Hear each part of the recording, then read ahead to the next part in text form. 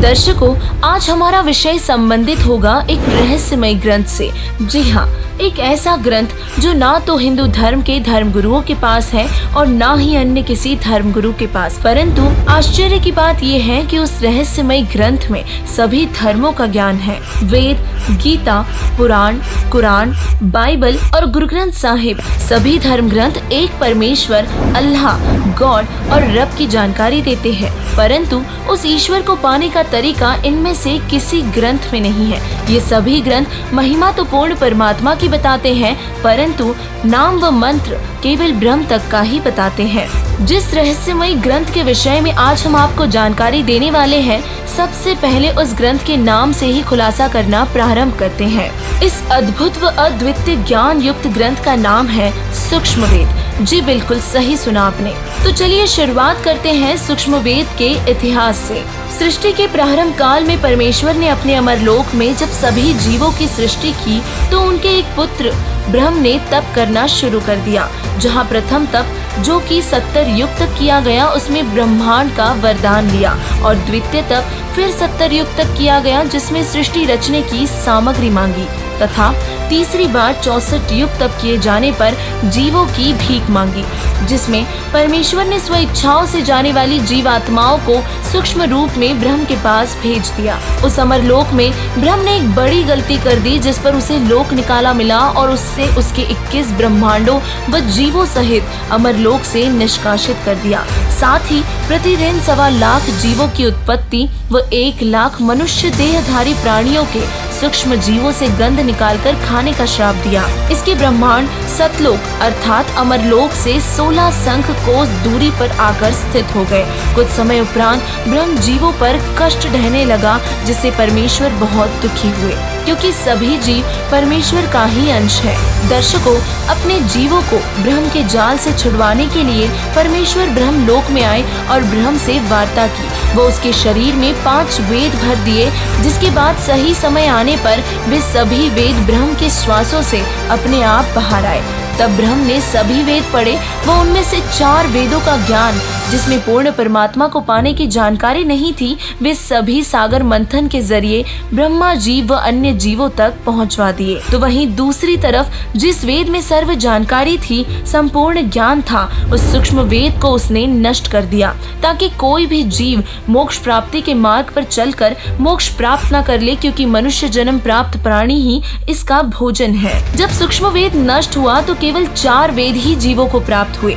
ये जानने के बाद परमेश्वर अपने अमरलोक से चलकर पृथ्वी लोक पर आए और अपने मुख कमल से सूक्ष्म वेद का संपूर्ण ज्ञान जीवों के समक्ष प्रकाशित किया।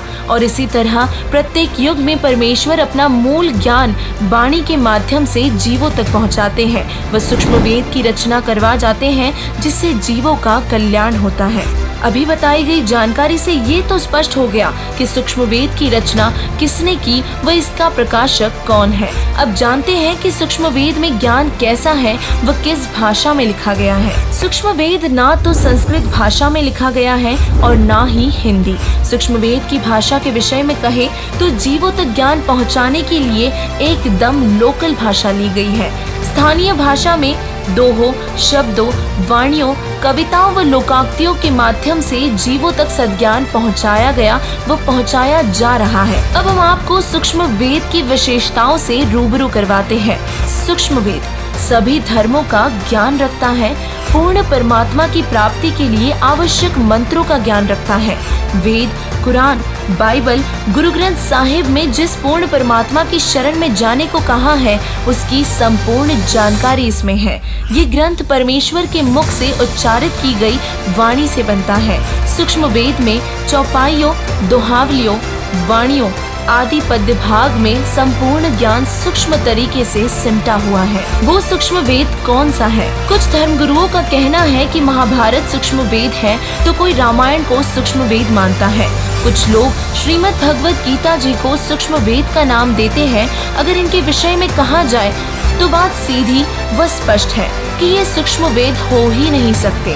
सूक्ष्म वेद की विशेषताओं में हमने जाना कि उसमें सभी धर्मों का ज्ञान समाया हुआ है, जबकि महाभारत में केवल द्वापर युग तक का ही ज्ञान है तो रामायण में त्रेता युग तक का, और श्रीमद् भगवत गीता तो चारों वेदों ऋग्वेद, यजुर्वेद, सामवेद व अथर्ववेद का सारांश है। इसमें वेदों से अलग व पूर्ण परमात्मा की प्राप्ति का ज्ञान नहीं है तो ये तीनों ग्रंथ ही सूक्ष्म वेद नहीं हो सकते, और इसीलिए सूक्ष्म वेद की विशेषताओं को देखते हुए हमें भी उस रहस्यमय वेद सूक्ष्म वेद की जानकारी हुई।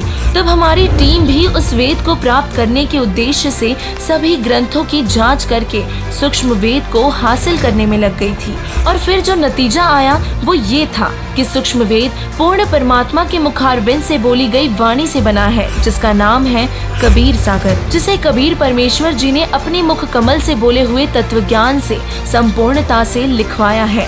धर्मदास जी के माध्यम से कबीर सागर की रचना पूरी करवाकर परमेश्वर अपनी लीला करके चले गए थे। दर्शकों, ये थी सूक्ष्म वेद की संपूर्ण जानकारी जो हमें सिखाता है जीव हमारी जाति है, मानव धर्म हमारा, हिंदू मुस्लिम सिख ईसाई धर्म नहीं कोई न्यारा।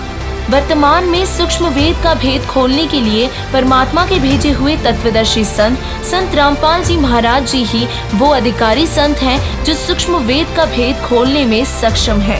परमात्मा प्राप्ति के लिए तत्वदर्शी संत की शरण ग्रहण करना बहुत जरूरी है, अर्थात जितना जल्दी हो सके तत्वदर्शी संत रामपाल जी महाराज जी की शरण ग्रहण करें और अपना कल्याण करवाए। धन्यवाद।